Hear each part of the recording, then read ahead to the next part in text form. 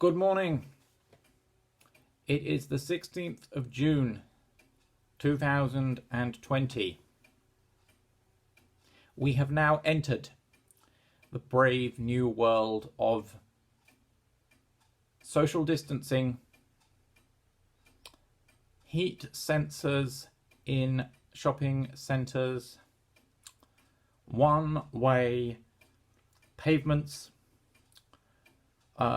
social distance champions are going to be shepherding people around shopping centres. We're having our road layouts reorganised.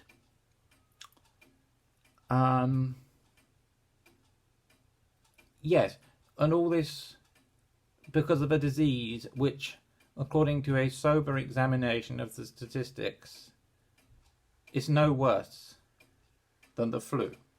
I'm sorry, it is no worse than the flu. I'm not saying it doesn't exist. I'm not saying it's just the flu. I'm saying that the statistics do not demonstrate that it is significantly worse than influenza in its consequences. 0.26% infection to death rate according to the Centre for Disease Control, which would not, as far as I can tell, have any interest in putting the figures too low. 0.26% is 1 in 400 people approximately. 1 in 400 people who get the disease die from it. And almost all of them are the sort of people who are vulnerable to dying from diseases of any kind.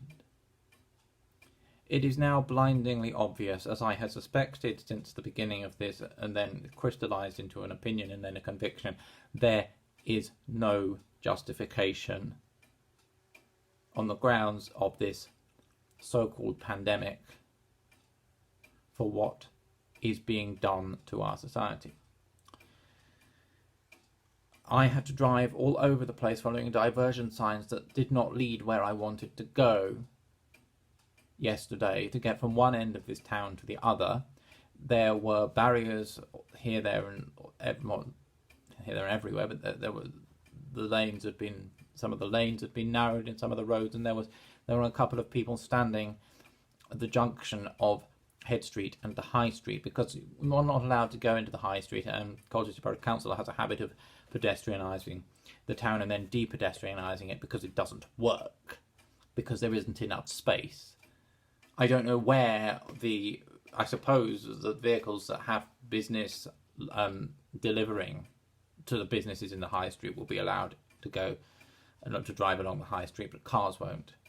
It's not just the imbecility of people who design local road networks. This has come from on high somewhere. This is the Department for Transport. This is from the 12th of May. This was over a month ago. Guidance on creating safer, socially distanced streets. Because our streets need to be socially distanced for our own safety, because we're so bloody stupid that we can't look after ourselves. And we can't be trusted. And we need to be 2 meters apart.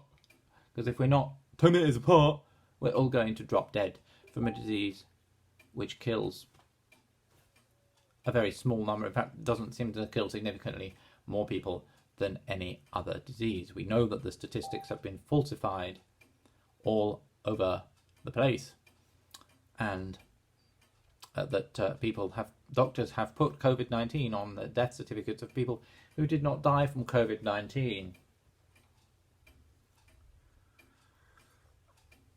From the 12th of May, the Transport Secretary publishes new statutory guidance to enable new cycling and walking schemes that support social distancing. And there's a picture of a red sign, COVID-19 maintains social distance. And underneath that it says the Dept, which is the Department for Transport, has published traffic signs, you may have seen some of them about, that can be used to advise, it says advise, of social distancing measures. The picture of the sign above this caption is COVID-19 maintain social distance. Now, I know several languages to some degree, And one of the languages that I know is a language called English. And I know that in English, a sign that says maintain social distance is giving an order. It's called the imperative. It's not advice. It's an instruction. So how they're advising, it doesn't say, there's nothing in that to indicate that it's anything other than an order. Maintain social distance. No, I won't do it.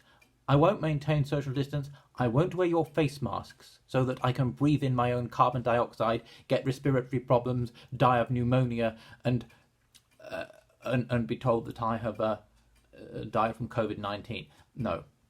At least that would happen if the face mask actually worked and the filtration rate wasn't such that the virus would pass from one side to the other anyway. The face masks do absolutely nothing. You see all these people in these stupid masks. And what is wrong with you?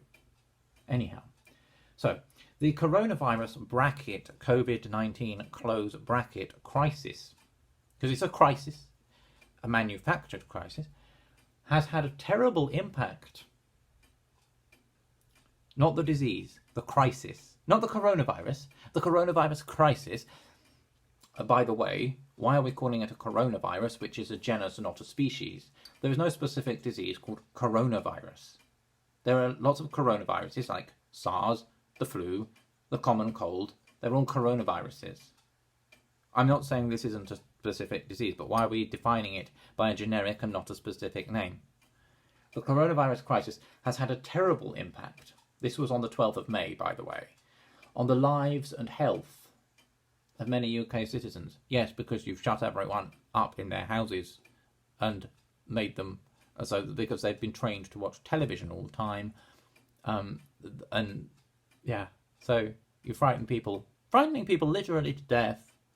Yes, so that's a terrible impact. A terrible impact on the lives and health of many UK citizens, as well as severe economic consequences. You know, I could not possibly have predicted severe economic consequences from closing down all the shops, businesses, restaurants, cinemas, everything, closing everything.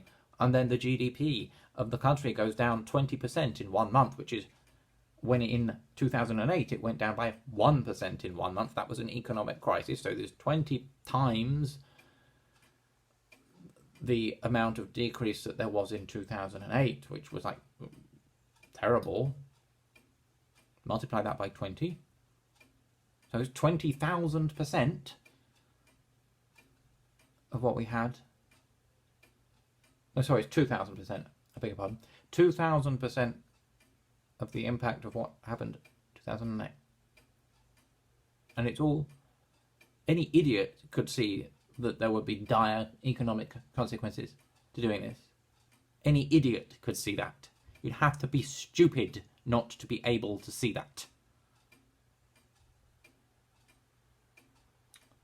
Severe economic consequences. Then we have the adversative conjunction after a full stop. But, so bad things might have happened, but on the other hand, men, there in Greek, but it has also resulted in cleaner air. Oh, isn't that wonderful? We've got clean air. We destroyed the economy, but we've got clean air and quieter streets. Well, of course we've got quieter streets. If everyone's at home, the streets are going to be quiet. Dead streets, like a ghost town. I don't know if you've been wandering around your towns and cities. Quieter streets. Silent streets. Yes, quieter streets. So I'm in a battlefield when it's got all these dead soldiers on it after the battle and everyone's been killed. The battlefield was quiet. Quieter streets, transforming the environment in many of our towns and cities. You think this might be what it's all about?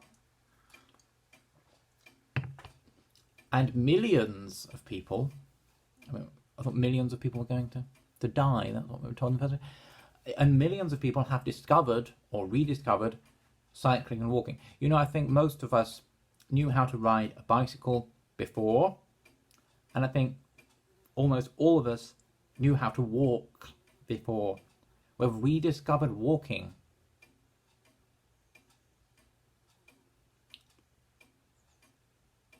In some places, there has been a 70% rise in the number of people on bikes for exercise or for safe, socially distanced travel. Well, if you've said to people you can't go anywhere, or you can't go very far, it's not surprising that people aren't driving their cars and they're going around on bicycles. Is it? For exercise or for safe, socially distant travel. What's this got to do with social distancing? What has cycling got to do with social distancing? They don't want us to drive cars, evidently, for some reason. You can drive further in a car than you can on a bicycle. You see, it's much more difficult to monitor people in a car than it is. Well, you can't really monitor. Actually, well, we'll come to that. Moving on. When the country gets back to work, which they've stopped us from doing because we're all going to drop dead, apparently, we need them to carry on cycling. No, we don't. And to be joined by millions more. We need, it is absolutely imperative, in the same way that maintain social distance is imperative.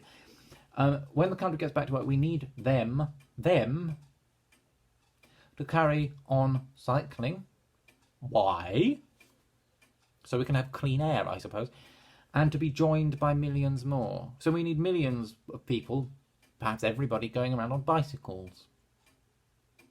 With public... What does this remind you? Does this remind you of Beijing, by any chance? With public transport capacity reduced, because everyone has to sit apart from each other, the roads in our largest cities in particular may not be able to cope without it. Well, the roads may not be able to cope without people going around on bicycles. Why would... We also know that in the new... Oh my gosh. Now note this.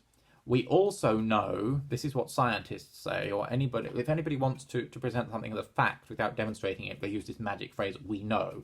We, who are we, the Department of Transport, supposedly, we also know that in the new world, in case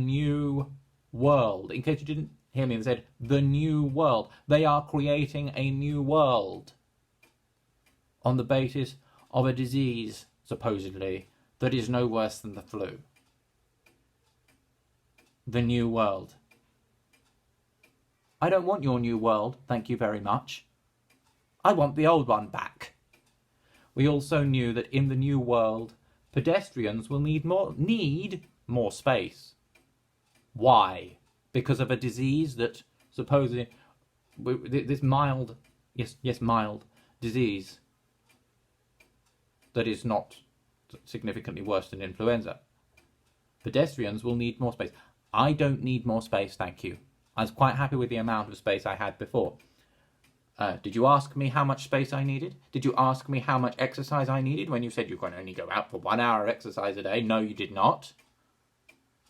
Indications are, no evidence for any of these indications, it just says indications are, that there is a significant link between COVID-19 recovery and fitness. What? So people who are fit are going to be healthier than people who are unfit. The notion that people who are not particularly fit are going to not recover from COVID-19 is kind of stupid, but that's what we're instructed to believe. Active travel, this is their new magic phrase, active travel, that means cycling and walking, apparently, can help us, how patronising, can help us become more resilient. Resilient is the catchphrase of these people.